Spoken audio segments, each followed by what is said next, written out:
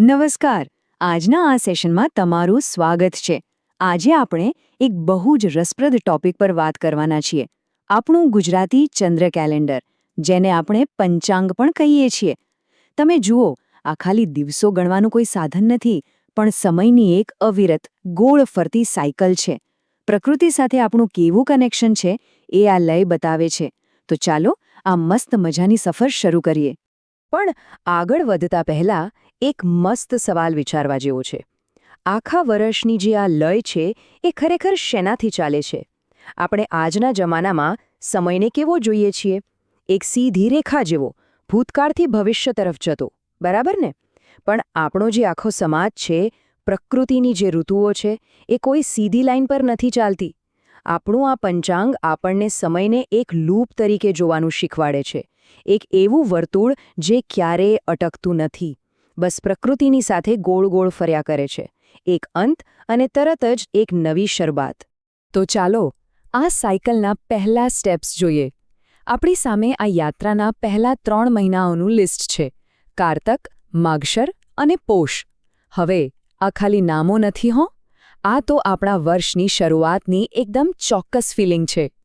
આ નામો સાંભળતા જ પ્રકૃતિના અમુક ચિત્રો મગજમાં આવી જાય. તો ચાલો એક પછી એક આ શબ્દો અને તેની પાછળ છુપાયેલી સિઝનની મજાને ડીકોડ કરીએ. અને શરૂઆત થાય છે આપણા સૌથી પહેલા મહિનાથી, કારતક. હવે અહીંયા આ બરફના પૂતળાનું આઇકન જુઓ. દિવાળી પતે એટલે તરત જ પેલી ગુલાબી ઠંડી શરૂ થાય ને, બસ એ જ. નવું વર્ષ, લોકોમાં નવો ઉત્સાહ અને હવામાં એકદમ ફ્રેશનેસ. આ બધું જ કારતક મહિનાનું સિગ્નેચર છે. ખેતરોમાં નવો પાક લહેરાતો હોય અને વાતાવરણમાં એકદમ મસ્ત શાંતિ અને પવિત્રતા છવાયેલી હોય છે. એકદમ પરફેક્ટ સ્ટાર્ટ. ત્યાંથી આપણે જઈએ આગળના 2 મહિના તરફ, માગશર અને પોષ. અહીંયા તમે ઋતુઓનું ચેન્જિંગ એકદમ ક્લિયર જોઈ શકો છો.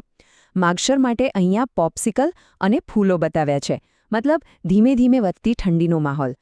અને પછી સીધા પહોંચીએ પોષ મહિનાના આ સુંદર લાલ ગુલાબ સુધી.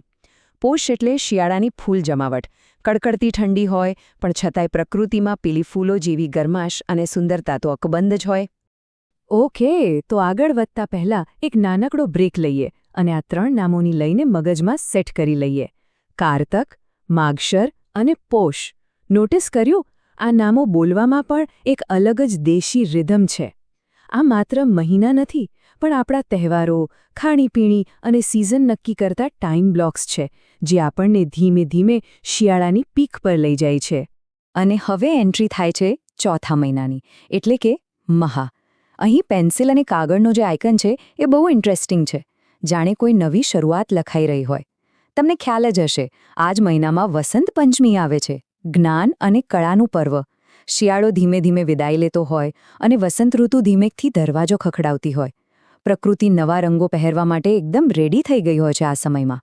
મહા પછી તરત આવે છે ફાગણ અને ચૈત્ર. અને અહીંયા જે કલર કોન્ટ્રાસ્ટ છે ને એ જોવા જેવો છે. ફાગણ સાથે આ લીલા પાંદડા જોડાયેલા છે, જે સીધો જ વસંત અને હોળીના રંગો તરફ ઇશારો કરે છે. ફાગણ એટલે હરિયાળી અને એકદમ હાઈ એનર્જી. અને એની જ બાજુમાં ચૈત્ર માટે લાલ સફરજન છે. ચૈત્ર એટલે ધીમી ધીમી ગરમીની શરૂઆત, નવરાત્રિનો સમય અને પ્રકૃતિની એક નવી સાયકલ. 2 મહિના, પણ બંનેનો મિજાજ સાવ અલગ. જો આ આખી પ્રોસેસની સૌથી બ્યુટીફુલ વાત એ છે કે સમય ક્યારે કોઈની માટે ઊભો નથી રહેતો. આપણે અત્યારે આ ચંદ્ર કેલેન્ડરની બરાબર વચ્ચે પહોંચી ગયા છીએ. અડધું વર્ષ પૂરું, પણ આ લય ક્યાંય તૂટતી નથી. એ બસ એની મસ્તીમાં વહેતી જ જાય છે. ઋતુઓનો આ ચક્ર આપણને એક બહુ મોટો પાઠ ભણાવે છે કે સમય ખરેખર અનંત છે. તો હવે વર્ષના બીજા ભાગની શરૂઆત કેવી રીતે થાય છે? વૈશાખ મહિનાથી. અહીંયા તમે જાંબલી રંગની છત્રી જોઈ શકો છો. હવે છત્રી શા માટે? સીધી વાત છે, વૈશાખની આકરી ગરમી અને બપોરના તાપથી બચવા માટે. અને ક્યાંક ને ક્યાંક એ આવનારા ચોમાસાની તૈયારીઓનું પણ સિગ્નલ આપે છે. વૈશાખનો તાપ ભલે આકરો લાગે, પણ એ જ તો જમીનને આવનારા વરસાદ માટે તૈયાર કરે છે, ખરું ને? અહીંથી આપણી યાત્રા જાય છે જેઠ અને અષાઢ તરફ. જેઠ માટે અહીં કોળાનું આઇકન છે, જે કદાચ જેઠ મહિનાના એ આકરા રૌદ્ર તાપનું સિમ્બલ છે. એકદમ પીક સમર. પણ એની જ બાજુમાં જુઓ, અષાઢ માટે એકદમ નાજુક ગુલાબી ફૂલો છે. કેમ? કારણ કે એ આકરા તાપ પછી આપણે બધા આકાશમાં કાળા વાદળો અને વરસાદની આતુરતાથી રાહ જોતા હોઈએ છીએ. અષાઢના પહેલા વરસાદ પછી માટીની જે ભીની સુગંધ આવે ને, આ ફૂલો બસ એ જ સુગંધની આશા છે. તો હવે આપણે ફાઇનલ સ્ટેજ પર પહોંચીએ એ પહેલાં આ વચ્ચેના 6 મહિનાઓનું એક ક્વિક રિવિઝન કરી લઈએ.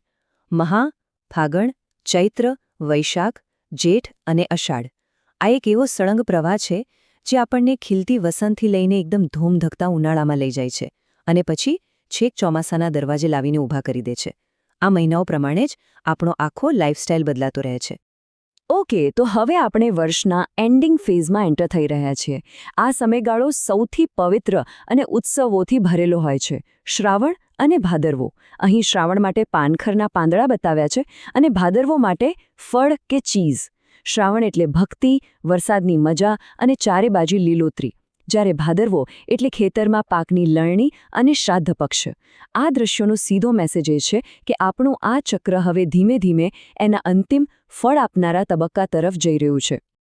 અને ફાઇનલી આપણે આવી ગયા છીએ આ કેલેન્ડરના એકદમ ગ્રેન્ડ ફિનાલે પર, આસો મહિનો. અહીં આ જે ગિફ્ટ બોક્સ બતાવ્યું છે ને, એ આખા વર્ષના એક પેકેજ સમાન છે. આસો મહિનો એટલે નવરાત્રિનો ગરબો અને દિવાળીના ફટાકડા. આખા વર્ષમાં જે કંઈ પણ મળ્યું, જે પણ યાદો બની, એ બધું જ એક ભેટ તરીકે સ્વીકારીને સેલિબ્રેટ કરવાનો આ ટાઈમ છે.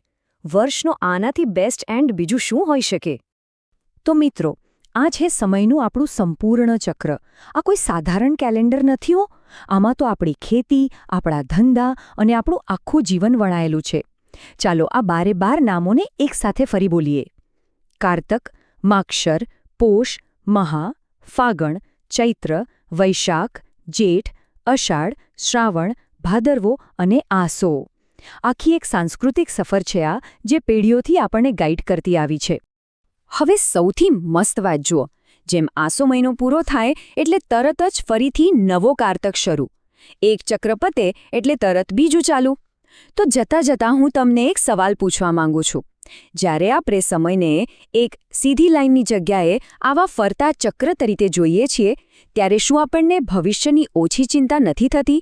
કેમ કે સમય ક્યારેય ખતમ નથી થતો, એ બસ એક નવું રૂપ લઈને પાછો આવે છે. આ એકદમ પોઝિટિવ વિચાર સાથે આપણે આજનું આ સેશન અહીં પૂરું કરીએ છીએ. આ સફરમાં મારી સાથે જોડાવા બદલ ખૂબ ખૂબ આભાર.